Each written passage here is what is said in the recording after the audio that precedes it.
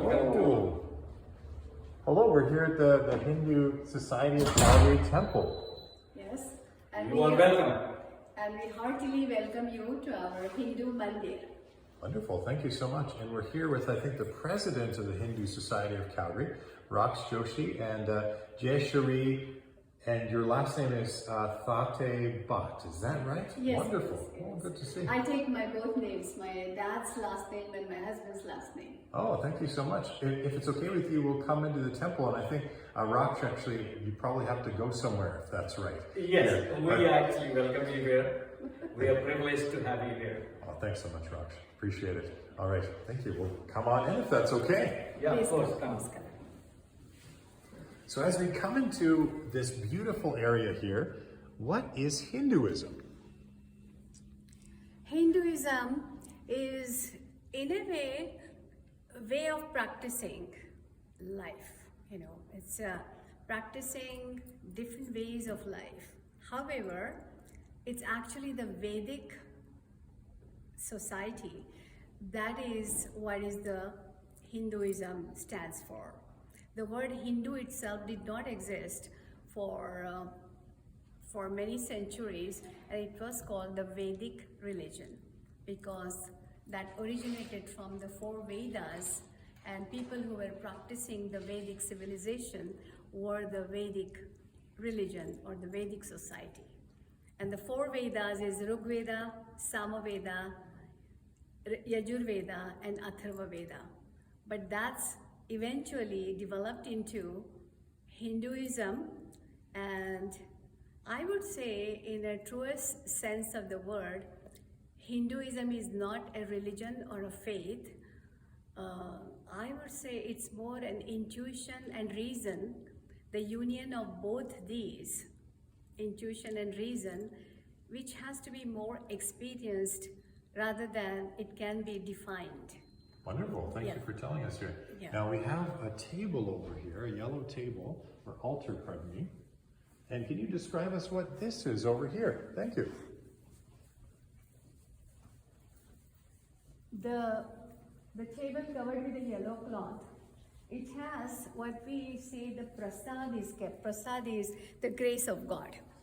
And after the devotees come and pray to various deities in the mandir, they come here, and we have a preacher sitting here whom we call the Panditji, and he gives a little bit of prasad to everyone. So it's a blessing. It's a grace of God in the form of blessing. So that's what all the people essentially take the prasad home. Normally we don't leave the temple without taking the prasad. And what is prasad? Prasad is taking the blessings and the grace of God. Okay. We're taking a little part of our worshiping God with us to our homes. Oh, wonderful. Yeah. People, when they come here, they bring blessings and we give blessings to them. Okay, so it's sort of a 2-part thing, I guess, That's right? right. Yes. Oh, wonderful. Yeah. Now over here, what is these depictions of here? This is, see, we have, there is a general understanding among the people that Hindus have many gods. That is not true. We have only one God, and that is the Brahman. That's the universal God. That God is Nirguna Nirakar. That means we cannot see it, we cannot feel it, we cannot taste it. It's not tangible. But that one God named Brahman is manifested in various deities. So we have many deities. And this is one of the primary deities of Hinduism. As a matter of fact, we have Trinity, the Brahma, the Vishnu, and the Mahesh or the Shiva. So this is the Shiva. This is the corner dedicated to Shiva and his female consort Parvati. And Shiva is the creator of the universe. And eventually, in about few months, we are going to name our 24th Avenue as a Shiva mark. Okay. Under his name. Okay, all right. And City of Calgary, aldermen have agreed to it, and we are going to name 24th Avenue as Shiva Mart. Okay, there you go. This is another achievement from the president, I'm going to tell you. Wonderful. That's good. Today is a day to get to know. It'll be out in a video today, Raksh, if that's okay. Of course. And you see the Shivalinga there? We do the Abhishek. Abhishek means pouring some water, usually only water. As you can see, no milk please, because milk, So water is the best way. It's a cleansing, it's a purifying, and usually the waters come from the Indian rivers, Ganges and Yamuna, but here we use from Glenmore. So how would you say you pray in these temples here? How do people pray? Okay, when we come here, so these are various deities. Would you like to see them first? Yes, yeah. The one in the center is Vishnu. Vishnu is the one who has taken many avatar. Avatar is a reincarnation. And in the reincarnation, one of the avatar of Vishnu is Krishna, who's on the right side, and he's holding the flute. Krishna is the most revered philosopher as well as the most revered musician. And on the other side, you see Rama. Ram is another avatar of Vishnu. And these are all blue-skinned gods. If you recall the movie Avatar, done by Cameron, the word itself means reincarnation, and all the figures in that movie are blue-skinned who have come to save the mankind. That's exactly what the avatar was. Vishnu took avatar in order to save the mankind from various calamities and various catastrophes. So that's what the avatar was. And on the other side, we have Durga Mata, Mother Durga, Goddess Durga. Now, Jayashree and Raksh here, we took our shoes off before we came in here. What was the reason behind that? The shoes are dirty. We want to keep our temple very nice, clean, and pious. This means we respect when we come to the temple or in your home as well. You always take off your shoes when you come in. Okay. Have you seen the bell outside when we ring the bell? We haven't seen it, no. Okay. So, and every temple you'll see the bell. You'll see, people bell. This means, oh God, we came to your house and I'm ringing the bell. I came to your house. Do you recognize me? Oh, okay. So, Interesting.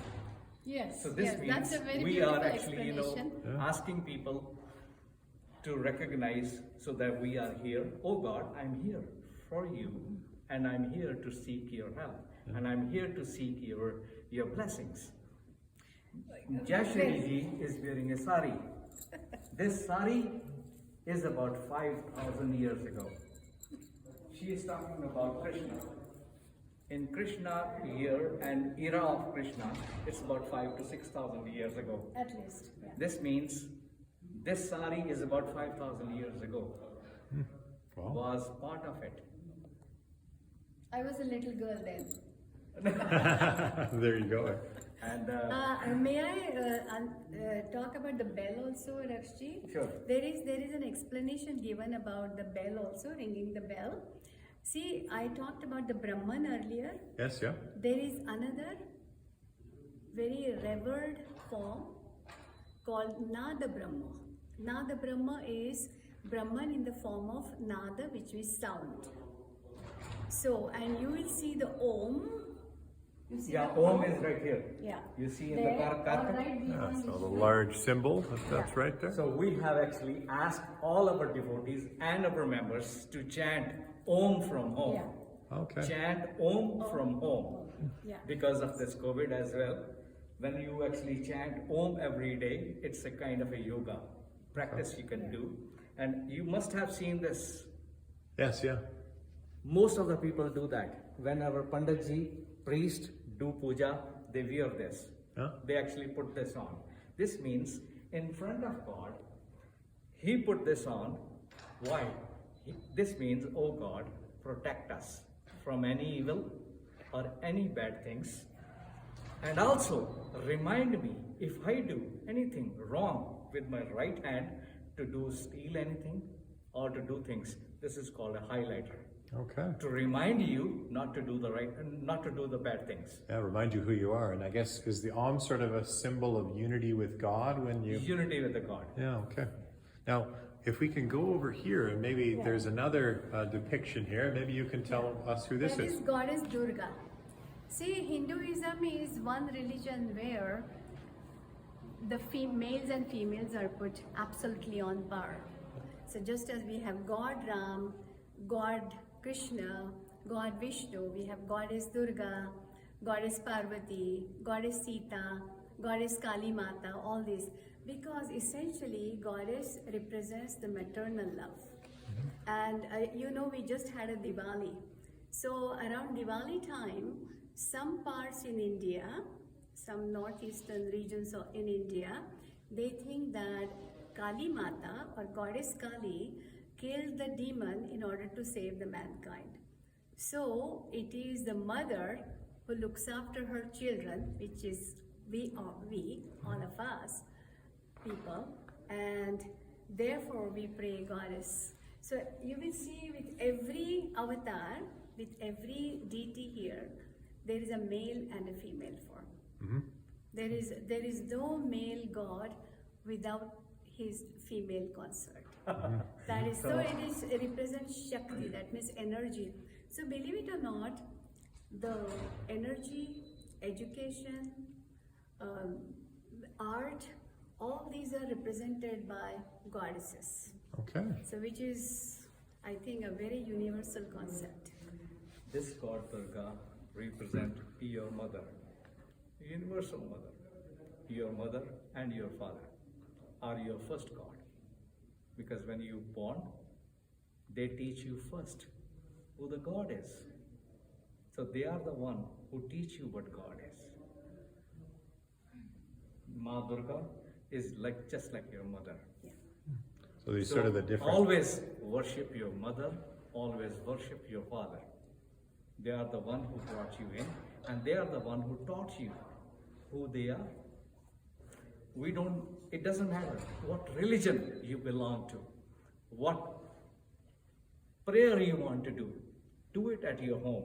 But when you come out of your house, become a human being. Yeah. That's all. Well, thank you, Raksh. That's great. So maybe to a little bit less formal questions here. Can you name 3 cool modern day Hindus? Oh yes, Julia Roberts, she converted to Hinduism. Miley Cyrus, she converted to Hinduism. Robert Downey Jr., he practices Hinduism, and many more. I can go on and on. Oh, wow, I mean, actually, these were kind of surprising to both of us here in some ways. It's almost like, you usually will hear sometimes when people convert to Buddhism or to Catholicism or other religions, but oftentimes you don't hear about people converting to Hinduism. So that's very interesting. Can you sing us, as we go to the next area here, a few bars of your favorite religious song, if that's okay, Jayashree? Sure. You want me to?